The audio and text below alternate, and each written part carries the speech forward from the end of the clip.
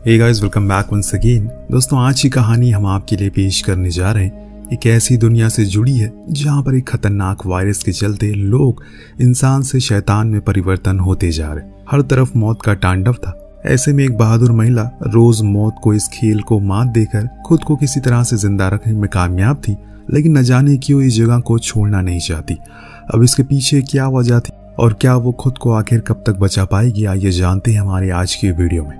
कहानी की शुरुआत में एक सुनसान जंगल से होती है जहां चारों तरफ सिर्फ शांति पसरी हुई है। यहीं पर हमें आना नाम की महिला से रूबरू कराया जाता है, जिसने अपने चेहरे पर एक अजीबोगरीब लेप लगा के रखा हुआ है और नजदीकी तालाब में जाकर नहाती है। आना के पास एक गाड़ी हुआ करती है और वो उसी के सहारे यहाँ से वहां जाती। इसमें कुछ कैंस फूड भी थे जो जीने के लिए इस वक्त उसके एकमात्र साधन बने हुए। अब आप सोच रहे होंगे कि आखिर अपना घर बार छोड़कर आना यहाँ क्या कर रही है, उसे किस चीज का खतरा है। तो बता दे कि इसकी असल वजह है कुछ समय पहले दुनिया में फैला एक बहुत ही खतरनाक वायरस, जिसने लगभग आधी से ज्यादा पॉपुलेशन का खात्मा कर दिया।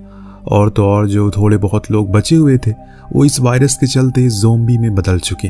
नतीजा वहीं दूसरी तरफ ज़ोंबी के कुछ चुनिंदा बचे हुए लोगों को ढूंढ ढूंढ कर उनका खून पीने के लिए पागलों की तरह घूम रहे।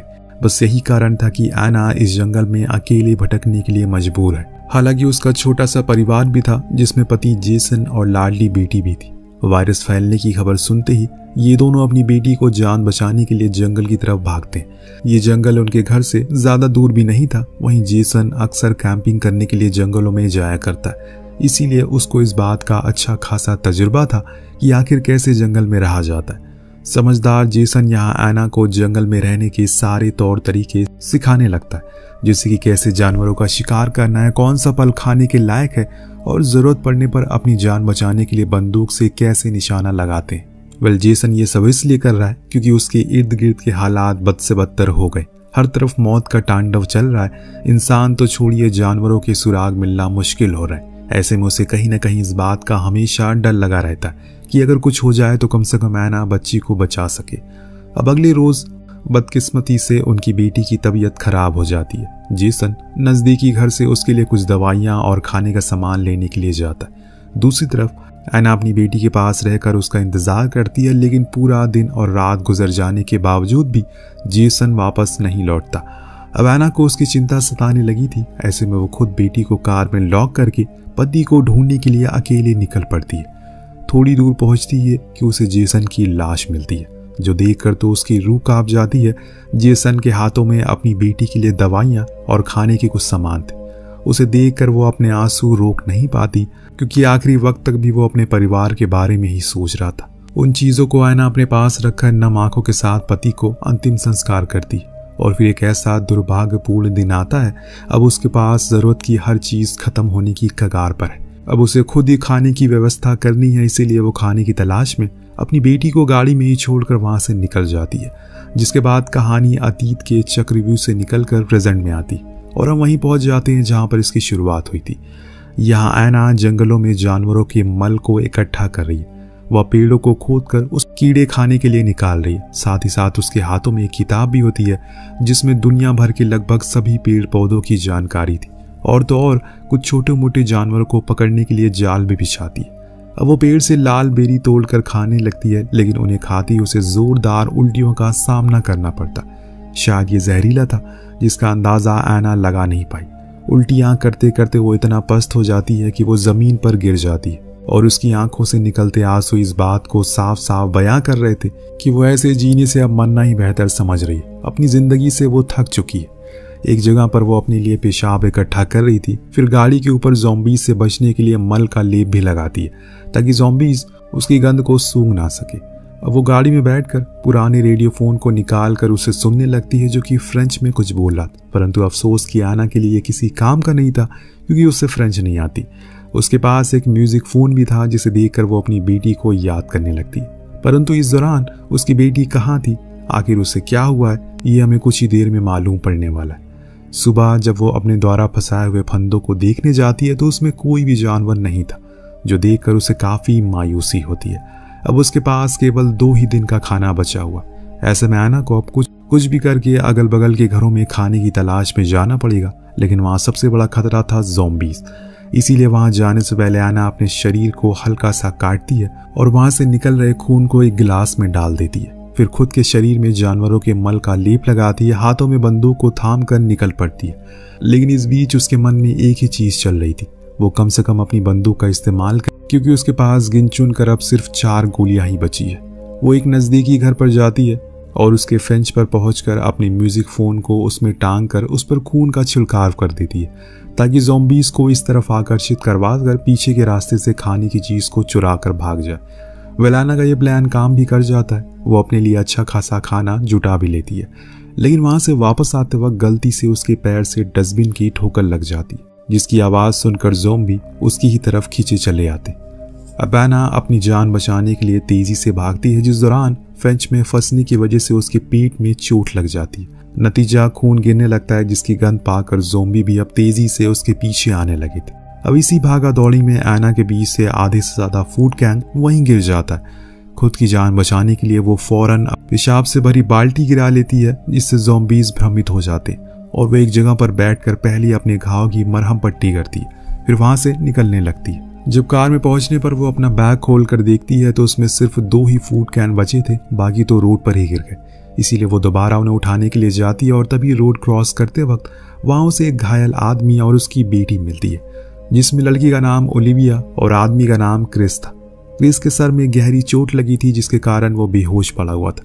पहले तो इन्हें देख एना को लगता है कि ये इन्फेक्टेड है, लेकिन सारी जांच पड़ताल करने के बाद उसे यकीन होता है कि वो भी ठीक है। वो उन्हें अपने कैंप में लेकर आती है। अभी तक एना को लग रहा है कि ये शख्स उसका पिता है, लेकिन यहाँ ओलिविया उसे बताती है कि क्रिस उसके सौतेले पिता है। साथ ही साथ वो ये भी बताती है कि क्रिस और उसकी माँ काफी सालों से एक दूसरे के साथ लिविंग में रह रहे थे। उन्होंने कुछ महीने पहले शादी का प्लान किया, लेकिन इस खतरनाक वायरस के चक्कर में सब कुछ बर्बाद हो गया। अब एना उससे कहती है कि अगर तुम चाहो तो मेरे साथ कार में सो सकती हो, मगर ओलिविया यहाँ टेंट में क्रिस के साथ ही रहना चाहती है। सुबह उठकर वो थोड़े बहुत और बातें करते हैं, जहाँ पर एना को मालूम पड़ता है कि ये लोग साउथ से आ रहे हैं और नॉर्थ की तरफ जा रहे हैं। शाम होते होते क्रिस को होश आ जाता है, जो देख ओलिविया बेहद खुश होती है। यह एना क्रिस से पूछती है कि क्या तुम नॉर्थ की तरफ जा रहे हो। वो जवाब देता है कि हाँ, क्योंकि उसे लगता है कि नॉर्थ की तरफ शायद वो वायरस नहीं पहुंचा होगा और वहां सब कुछ सही होगा। फिर क्रिस कैंप के आसपास की जगह को एक बार निहारते हुए एना से बोलता है कि यहाँ तो तुमने रहने की अच्छी व्यवस्था कर रखी है, इसीलिए तो तुम्हारी कोई भी जान ले सकता है। फिर अगला सवाल करता है कि क्या तुम्हारी गाड़ी का टैंक फुल है, जिस पर एना ना में जवाब देती है। अब क्रिस की ऐसी बातें सुनकर एना को थोड़ी सी घबराहट होने लगती है। उसे डर था कि कहीं उसने क्रिस की जान बचाकर कोई गलती तो नहीं कर दी। मन ही मन ये बात अंदर ही अंदर उसे खाए जा रही है, कहीं ये दोनों मिलकर उसे इन चीजों को हड़प न ले। तभी क्रिस कहता है कि मुसीबत के इस समय शायद ही कोई किसी की मदद करे, लेकिन तुमने मेरी मदद की, इसीलिए मैं हमेशा तुम्हारा शुक्रगुजार रहूंगा। ये एहसान कभी नहीं भूलूंगा। फिर वो उसे बताता है कि मेरी पत्नी भी इस वायरस की चपेट में आ गई, जिसके कारण मुझे उसे एक कमरे में बंद करके रखना पड़ा। उसकी चीख बहुत ही दूर दूर तक सुनाई देती थी। मुझे जब उसका दर्द देखा नहीं गया तो मजबूरी में मैंने उसे मार दिया। अब शाम को एना की नज़र ओलिविया और क्रिस पर जाती है, जो तालाब के किनारे काफ़ी मस्ती कर रहे थे और बहुत ही ज़ोर ज़ोर से हंसी मजाक चल रहा था। ये देख एना को काफ़ी बुरा लगता है। ऐसा लग रहा था कि ये दोनों बाप बेटी है ही नहीं। उसे समझ ही नहीं आ रहा था कि इतनी बुरी स्थिति में भी कोई कैसे खुश रह सकता है। ये तो वो बेचारी अपने दुखों के आगे सब कुछ भूल गई थी। कुछ देर बाद मछली पकड़ने के दौरान वो दोनों फिर से एक बार जुगलबंदी करना शुरू करते हैं, जिसमें एना उन्हें शांत रहने के लिए कहती है। क्रिस को एना का ये अंदाज काफ़ी गलत लगता है। उसे रात में सवाल करता है कि आखिर वो उसे शांत रहने को क्यों बोल रही थी। तो एना कहती है कि यहाँ सबकी ज़िंदगी कितनी दुख भरी गुजर रही है। तुमने कल ही बताया कि कैसे तुमने अपनी पत्नी को मार दिया। अब देखो, उन सब चीज़ों को भूल कर तुम ऐसे घूम रहे हो जैसे कि किसी पिकनिक पर आए हो। मुझे ये बिल्कुल बर्दाश्त नहीं है, क्योंकि मैं इन सब चीज़ों से गुजरी हुई हूँ। अभी तक अपने अतीत को मैं भूल नहीं पाई हूँ। क्रिस उससे कहता है कि मैं कुछ भी नहीं भूला, मुझे सब कुछ याद है, बस मैं इतना ध्यान रखता हूँ कि मुझे कब और क्या याद रखना है। सुबह हो जाती है और हम देखते हैं कि ओलिविया क्रिस को कुछ अलग ही तरह से निहार रही है। इसे समझ आ रहा है कि वो कहीं ना कहीं उसे पसंद करती है, लेकिन एना को यहाँ होने से न जाने उसे क्यों जलन हो रही है। हालांकि इस बात से बेखबर सुबह जब क्रिस ओलिविया से एना के बारे में पूछता है तो वो उसे जल भूनकर और राख हो जाती है। तो वो क्रिस से पूछती है कि आखिर वो लोग यहाँ पर रुके क्यों हैं, उन्हें अब तो यहाँ से निकल जाना चाहिए। इस पर वो उसे कहता है कि इस तरह हम एना से बिना बताए कहीं जा नहीं सकते। उसने हम लोगों की काफ़ी मदद की है, कम से कम एक बार उसे पूछना तो बनता ही। बेचारी यहाँ इतनी अकेली जो पड़ गई है, ये सुनकर तो ओलिविया को और बुरा लगता है। वही रात में हम देखते हैं कि क्रिस एना द्वारा दिए गए कैन फूड में से कुछ न कुछ थोड़ा बहुत बचा कर इकट्ठा कर रहा है। ये देख वो उससे पूछती है कि आखिर तुम ये खाना क्यों बचा रहे हो। वो बताता है कि मुझे ये सब कुछ आगे के सफर में काम देगा। तो एना उसे 2-4 और कैन रखने के लिए बोलती है, मगर क्रिस इसके लिए साफ मना कर देता है, क्योंकि वो अच्छे से जानता है कि एना को यहाँ खाने की कितनी जरूरत पड़ने वाली है। वो इस तरह उसे भूखा मारने के लिए भी नहीं छोड़ सकता। हाँ, अगर एना भी उसके साथ चलने के लिए तैयार है तो शायद वो कुछ सोचता है। उसकी ये बातें एना को काफी अच्छी लगती है और धीरे धीरे उसकी तरफ वो खिंच रही थी, परंतु वो क्रिस के साथ चलने के लिए मना कर देती, क्योंकि ये जगह सिर्फ एक जगह नहीं बल्कि उसकी यादें हैं, जहाँ पर उसने अपनी पति और बेटी का एहसास होता है। बाकी जिस भी दिशा जाने के लिए वो कह रहा है, न जाने वहाँ कुछ है भी या फिर नहीं। क्या पता वहाँ मौत उनका इंतजार कर रही है। इससे अच्छा तो यही जगह, कम से कम वो जिंदा तो बचे हैं। धीरे धीरे करके समय बीतता और हम देखते हैं कि एना, ओलिविया और क्रिस में काफी घुल मिल गए। यहाँ तक कि अब जो उन दोनों की नजदीकियां ओलिविया से देखी नहीं जा रही थी, इसके चलते आखिर एक दिन क्रिस से पूछ बैठी कि एना उसकी माँ की तरह लगती है, इसीलिए वो उसे अपने साथ रखता है। तो इस पर क्रिस उसे प्यार से समझाता है कि वो महिला यहाँ पर काफी दिनों से अकेली है। उसने बहुत ही बुरे वक्त देखे हैं अतीत में, अगर हम उसे अपने साथ रखेंगे तो कम से कम उसका ख्याल तो रख सकेंगे, इसके बदले वो हम लोग को भी देख रेख करेगी। वहीं कुछ देर बाद ओलिविया जब एना के साथ थोड़ा बहुत वक्त गुजार रही थी तो उसे अपने बारे में बताते हुए अपनी बेटी को याद करने लगती। अब यहाँ से कहानी अतीत में जाती है और हमें मालूम पड़ता है कि एक रोज जब खाने के इंतजाम के लिए एना अपनी बेटी को कार में छोड़कर एक घर आई तो वहाँ उसका सामना एक ज़ॉम्बी महिला से होता है, जिसे देखते ही वो सीधा उसे गोली मारती है और उसके खून के छींटे आकर उसके कपड़े पर लग जाते। इस बात से अनजान जब एना वहां से वापस अपनी बेटी के पास आती है तो उसे रोता हुआ देखती है। जल्दी जल्दी में बिना कपड़े चेंज किए उसने अपनी बेटी को सीने से लगा लिया, लेकिन इसी चक्कर में एना के कपड़ों में लगा हुआ ज़ॉम्बी का वो खून उसकी बेटी के ऊपर लग जाता और वो इन्फेक्टेड हो जाती है। वेल, यहीं पर कहानी एक बार फिर प्रेजेंट में आती है, जहाँ पर हम ओलिविया को देखते हैं। वो आज ठान कर बैठ गई है कि क्रिस से अपनी दिल के सारे जज्बात बयां कर देगी, लेकिन उसे क्या पता कि उसका सपना सपना ही रह जाएगा, क्योंकि जब क्रिस और एना एक साथ अकेले होते हैं तो वो उसे अपने साथ चलने के लिए मनाने के लिए उसकी गाड़ी में बैठ जाता है। फिर यहीं पर वो दोनों एक दूसरे के इतना करीब आ जाते हैं कि पूरी रात इसी गाड़ी में एक दूसरे की बाहों में बिता देते। ओलिविया जब उन्हें इस तरह साथ में देखती है तो इसका दिल धक से हो जाता है और गुस्से गुस्से में सारे खाने का सामान चोरी करके वहां से अकेले निकल जाती है। सुबह जब उनकी आंखें खुली तो क्रिस एना ने एक बार फिर अपने साथ चलने के लिए कहता है, जिस पर वो एक बार फिर से साफ साफ मना कर देती है, क्योंकि इस जगह पर उसकी जिंदगी की सबसे कीमती याद है। लेकिन क्रिस उसे बार बार चलने के लिए उसको फोर्स कर रहा था, जिस पर गुस्से में एना गाड़ी से बाहर निकलती और अचानक उसकी नजर बाहर के नजारे पर पड़ती है, जिसे देखकर वो दंग रह जाती है, क्योंकि गाड़ी का ट्रंक खाली हुआ था और खाने का सारा सामान गायब था। ओलिविया भी आसपास कहीं नजर नहीं आ रही है। दोनों को ये समझते देर नहीं लगती कि कुछ तो गड़बड़ है और ये काम किसका है। फिर वो उसे ढूंढने निकल जाते हैं। वहीं दूसरी तरफ जब ओलिविया जंगल के रास्ते नॉर्थ की तरफ बढ़ रही थी तो उसके सामने एक ज़ॉम्बी महिला आ जाती है। इसे देख वो घबरा कर चिल्लाते हुए वापस भागती है। तो यहाँ क्रिस भी पहुंच जाता है, मगर मौका पाते ही वो ज़ॉम्बी महिला क्रिस पर हमला बोल देती है। इतने में वहाँ एना आ जाती है और अपनी बंदूक से उस पर निशाना लगाने की कोशिश करती है, लेकिन तभी उसे याद आता है कि वो गोलियां तो कैंप में ही भूल गई, इसीलिए अपनी बंदूक से ही ज़ॉम्बी महिला पर वार करती है। लेकिन क्रिस उसके हाथों से बंदूक छीन कर उस महिला को पीट पीट कर मार डालता है। ये कहानी एक बार फिर अतीत में चली जाती है। हम एना को उसकी बेटी के साथ देखते हैं, जिसके शरीर में अब इन्फेक्शन के लक्षण उभरने लगे। उसकी बेटी का दर्द कम होने का नाम नहीं ले रहा है। अपनी बेटी की ऐसी हालत को देखकर एना कहीं ना कहीं खुद को जिम्मेदार मानती है, क्योंकि ये सब उसकी वजह से हुआ था। काफी सोच विचार करने के बाद कोई रास्ता ना मिलने पर वो अपनी बेटी के मिल्क पाउडर में एक एस्प्रेसिन की गोली मिलाकर उसे पिला देती है, जिससे उसकी वही मौत हो जाती है। उसने यह काम अपने करेजे पर पत्थर रखकर किया। इसके सिवा उसके पास कोई दूसरा चारा भी नहीं था। इसी के साथ कहानी प्रेजेंट में आती है, जहाँ पर क्रिस ओलिविया के साथ वहां से निकलने की तैयारी में जुटा था।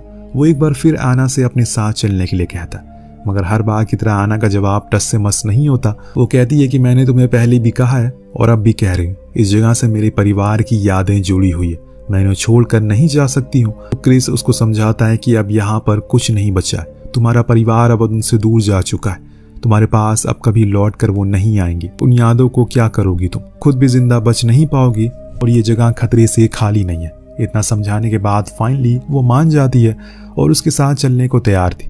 अब यहाँ वो उसे गैलन से भरा हुआ पूरा फ्यूल टैंक दिखाती है, लेकिन खाने के सामान अभी भी अधूरा था। इसीलिए एक अंतिम बार नजदीक के घर में जाकर सारा का सारा फूड सप्लाई लेने का फैसला करती है।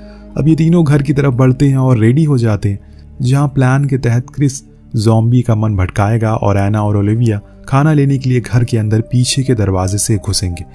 वेल, होता भी कुछ ऐसा ही है, लेकिन जैसे ही एना किचन में दाखिल होती है, पीछे से ओलिविया उस पर एक भारी हथियार से हमला कर देती है और वहीं बेहोश कर देती है और सारी फूड सप्लाई लेकर चली जाती है। ओलिविया जाते जाते जोर से चिल्ला भी देती है, जिससे कि ज़ॉम्बीज किचन की तरफ बढ़ाए एना को अपना शिकार बनाने के लिए। लेकिन इस बीच वो एक चीज भूल जाती है, वो खुद के ऊपर यूरिन डालना भूल गई थी। ओलिविया भागते हुए क्रिस के पास पहुंचती है और उसे बताती है कि एना की मौत हो चुकी है, परंतु उसकी गन की महक से पीछे पीछे ज़ॉम्बीज भी उन तक पहुंच गए थे। वहीं दूसरी तरफ जैसे ही एना को होश आता है, वो बगल में रखे पेशाब के पूरे गैलन को अपने ऊपर छिड़क कर वहां से भागने में कामयाब होती है। आखिर वो ये काम बरसों से करती हुई आ रही। वो जो जंगल के रास्ते कैंप की तरफ बढ़ती है तो देखती है कि ज़ॉम्बीज ने ओलिविया और क्रिस पर हमला कर दिया। अब वो है तो हिम्मती, इसीलिए कि करके ज़ॉम्बीज को मारने लगती है, लेकिन अंत में उसके पास बंदूक में केवल एक ही गोली बची थी। उन दोनों में सिर्फ वो एक ही को बचा सकती है, इसीलिए थोड़ी देर सोचने के बाद वो ओलिविया को बचाने का फैसला करती है। नतीजा क्रिस की वही मौत हो जाती है। एना और ओलिविया किसी तरह खुद को बचाने में कामयाब होते हैं और वहां से निकल जाते। रास्ते में ओलिविया अपना सर एना के ऊपर रखकर सोचने लगती है कि आखिर उसने उसके साथ कितना गलत किया। शायद उसे अपनी गलती का एहसास हो गया। वहीं दूसरी तरफ एना भी क्रिस की याद में मायूस थी। न जाने क्यों वो जिंदगी में जिन जिन लोगों को अपना समझने लगती है, ईश्वर उसे छीन लेता है और इसी दुख भरी याद में वो बहुत ही जोर से चिल्लाकर अपने दर्द को बयां करती है और कहानी यहीं समाप्त हो जाती है। वेल, आपको कहानी कैसे लगी हमें कमेंट करके जरूर बताएगा। मिलते हैं अगले वीडियो में। Thank you so much watching. Peace out.